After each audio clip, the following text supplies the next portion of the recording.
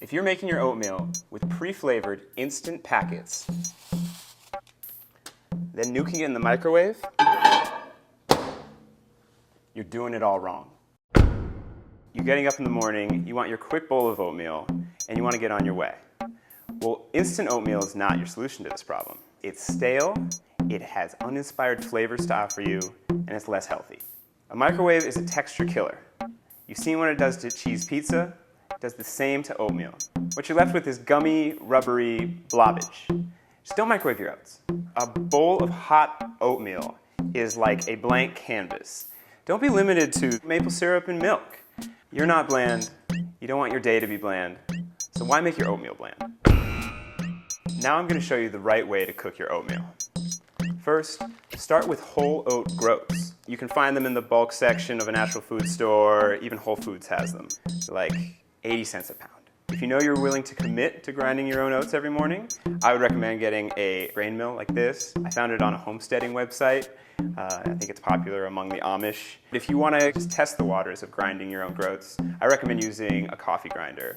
It works just as well, only it takes a bit longer because you can only grind about half a cup at a time.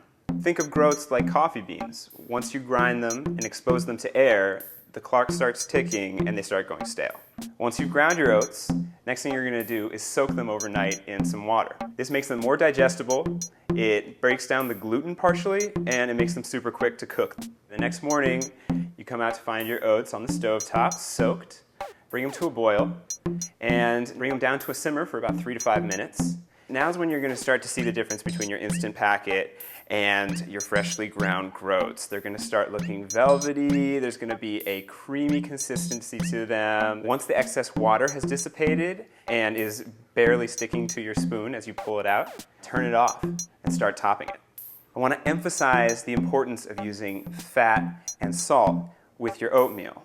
Most of the vitamins and minerals in a bowl of oatmeal are fat soluble, meaning that they're not going to work for you unless you package them in a good amount of fat, be it cream, butter, coconut milk. Use your oatmeal as an opportunity to be adventurous and experimental. Here's a savory option. While it's cooking, add a tablespoonful of tahini.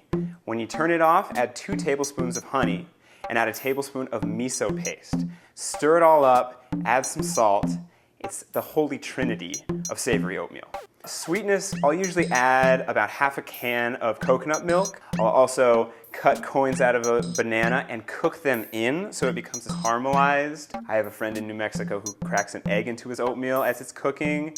This is a morning institution that has become far too bland and mushy, but it doesn't have to be. If you've done all these things right, you'll have the best bowl of oatmeal you've ever had in your life. Period.